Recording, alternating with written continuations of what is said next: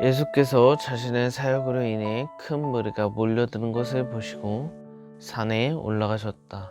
예수께 배우고 그분께 인생을 건 사람들도 함께 올라갔다. 조용한 곳에 이르자 예수께서 자리에 앉으셔서 산행에 함께한 사람들을 가르치셨다.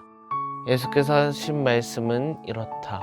벼랑 끝에 서 있는 너희는 복이 있다. 너희가 작아질수록 하나님과 그분의 다스림은 커진다. 가장 소중한 것을 잃었다고 느끼는 너희는 복이 있다. 그때에야 너희는 가장 소중한 분의 품에 안길 수 있다. 더도 말고 덜도 말고 자신의 모습 그대로 만족하는 너희는 복이 있다. 그때 너희는 돈으로 살 수 없는 모든 것에 당당한 주인이 된다. 하나님께 입맛이 당기는 너희는 복이 있다. 그분은 너희 평생에 맛볼 최고의 음식이요 음료다. 남을 돌보는 너희는 복이 있다. 그렇게 정성 들여 돌보는 순간에 너희도 돌봄을 받는다. 내면 세계 곧 마음과 생각이 올바른 너희는 복이 있다. 그때에야 너희는 바깥 세상에서 하나님을 볼 수 있다. 경쟁하거나 다투는 대신에 협력하는 모습을 보여주는 너희는 복이 있다. 그때에 너희는 진정 자신이 누구며 하나님의 집에서 자신의 자리가 어디인지 알게 된다. 하나님께 헌신했기 때문에 박해받는 너희는 복이 있다. 그 박해로 인해 너희는 하나님 나라에 더 깊이 들어가게 된다. 그뿐 아니다. 사람들이 내 평판에 떨어뜨리려고 너희를 깔보거나 내쫓거나 너희에 대해 거짓을 말할 때마다 너희는 복을 받을 줄로 알아라. 그들이 그렇게 하는 이유는 진리가 너무 가까이 있어서 그들이 불편을 느끼기 때문이다. 그런 일이 일어날 때에 너희는 기뻐해도 좋다. 아예 만세를 불러도 좋다. 그들은 싫어하겠지만 나는 좋아하니 말이다. 온 천국이 박수를 보낼 것이다. 또한 너희만 그런 일을 당하는 것이 아님은 알아라. 내 예언자와 증인들은 언제나 그런 고생을 했다. 너희가 여기 있을 이유를 말해주겠다.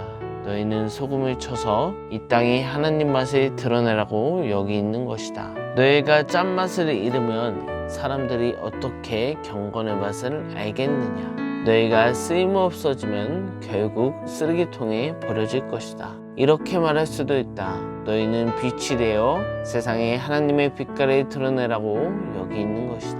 하나님은 감춰둘 비밀이 아니다. 우리는 이 비밀이 훤히 드러낼 것이다. 산 위에 있는 도시만큼 훤히 드러낼 것이다. 내가 너희에게 등불을 들고 있게 한다면 설마 너희는 내가 너희를 통 속에 숨겨두리라고 생각하지 않을 것이다. 나는 너희를 단위에 둘 것이다. 내가 너희를 언덕 위에 등불 놓은 단 위에 두었으니 그 빛을 비추어라. 너희에게 오는 손님을 기쁘게 맞아들어라. 후하게 베풀며 살아라.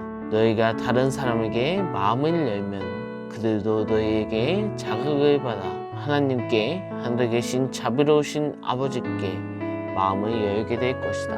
내가 하나님의 율법이든 예언자든 성경을 폐지하러 왔다고 생각하지 마라.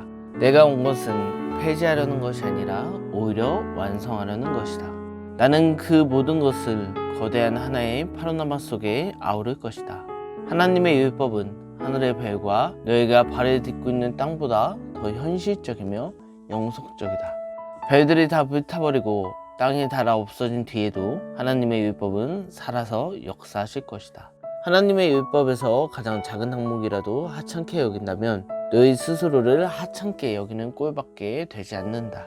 그러나 그 율법을 진지하게 대하고 다른 사람들에게 그 길을 보여주면 너희는 천국에서 영광을 얻을 것이다. 옳게 사는 문제에서 너희가 바리새인들보다 훨씬 낫지 않으면 천국에 들어갈 생각은 아예 하지 말아야 한다. 너희는 옛사람들에게 주어진 살인하지 말라는 계명을 잘 알고 있다. 내가 너희에게 말한다. 누구든지 형제나 자매에게 화만 내도 살인을 범하는 것이다. 무심코 형제에게 바보라고 부르면 너희는 법정으로 끌려갈 수 있다. 생각 없이 자매에게 멍청이라고 소리치면 지옥불이 너희 코앞에 있다. 가장 단순한 진실은 말이 사람을 죽인다는 것이다. 이런 문제에서 나는 너희가 이렇게 행동하기를 바란다. 내가 예배당에 들어가서 헌금을 드리려는데 갑자기 어떤 친구가 너에게 원한을 품고 있는 것이 생각나거든 헌금을 즉시 내려놓고 나가 그 친구에게 가서 화해하여라. 반드시 그렇게 하고 난 뒤에 돌아와 하나님과 일을 마무리하여라. 또는 내가 길거리에 있는데 옛 원수가 다가와 말을 건다고 하자.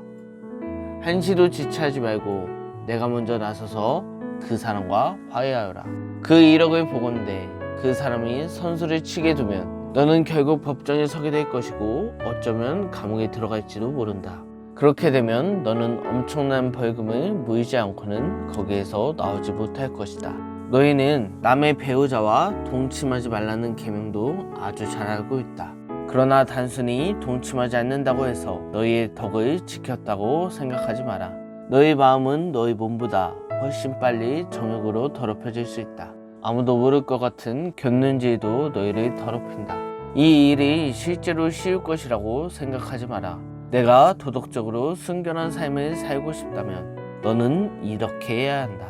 내 오른쪽 눈이 흐명하게 곁눈질을 하는 것을 알아차리는 순간 너는 그 눈을 멀게 해야 한다. 한눈으로 살 것인지 아니면 도덕적 쓰레기 더미에 내던질 것인지 너는 정해야 한다. 또 남을 해치려고 내 오른손을 드는 순간에 너는 그 손을 잘라버려야 한다.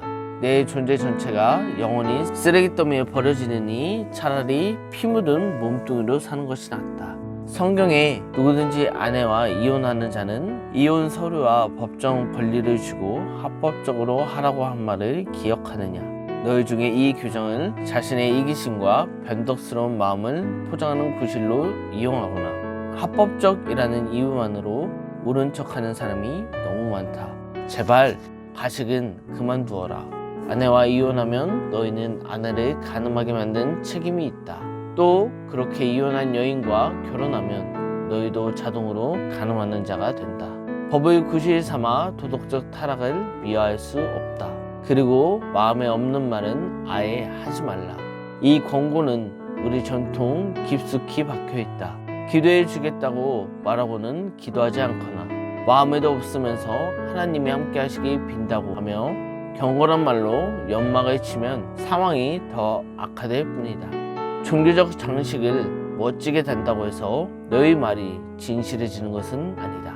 너희 말을 거룩하게 할수록 그 말의 진실성은 떨어진다. 그러면 그렇다 아니면 아니다 라고만 하여라. 자기 뜻을 관찰하려고 말을 조작하다가는 잘못된 길로 빠진다. 자기 뜻을 관찰하려고 말을 조작하다가는 잘못된 길로 빠진다. 다시 생각해봐야 할 옛말이 또 있다. 눈에는 눈, 이에는 이라는 말이다. 그렇게 해서 문제가 해결되겠느냐. 내가 하고 싶은 말은 이것이다. 절대로 대받아치지 마라. 누가 너를 치려거든 그 자리에 서서 맞아라. 누가 너를 법정에 끌고 가서 내 셔츠를 달라고 소송하거든 내 가장 좋아하는 외투까지 잘 포장해 선물로 주어라. 그리고 누가 너를 억울하게 이용하거든 종의 삶은 연습하는 기회로 삼아라. 똑같이 갚아주는 것은 이제 그만하여라. 너그럽게 살아라. 너희는 옛 율법을 기록한 친구를 사랑하라는 말과 기록에는 없지만 원수를 미워하라는 말을 잘 알고 있다. 나는 거기에 이의를 제기한다. 나는 너희에게 원수를 사랑하라고 말하겠다. 원수가 어떻게 하든지 너희는 최선의 모습을 보여라. 누가 너희를 힘들게 하거든 그 사람을 위하여 기도하라. 그러면 너희는 너희의 참된 자아, 하나님이 만드신 자아를 찾게 될 것이다. 하나님도 그렇게 하신다. 그분은 착한 사람이든 악한 사람이든 친절한 사람이든 비열한 사람이든 상관없이 모두에게 가장 좋은 것, 해의 온기와 비의 양분을 주신다. 너희가 사랑할 만한만 사랑하는 것이 고작이라면 상급을 바랄 수 있겠느냐. 그것은 누구나 하는 일이다.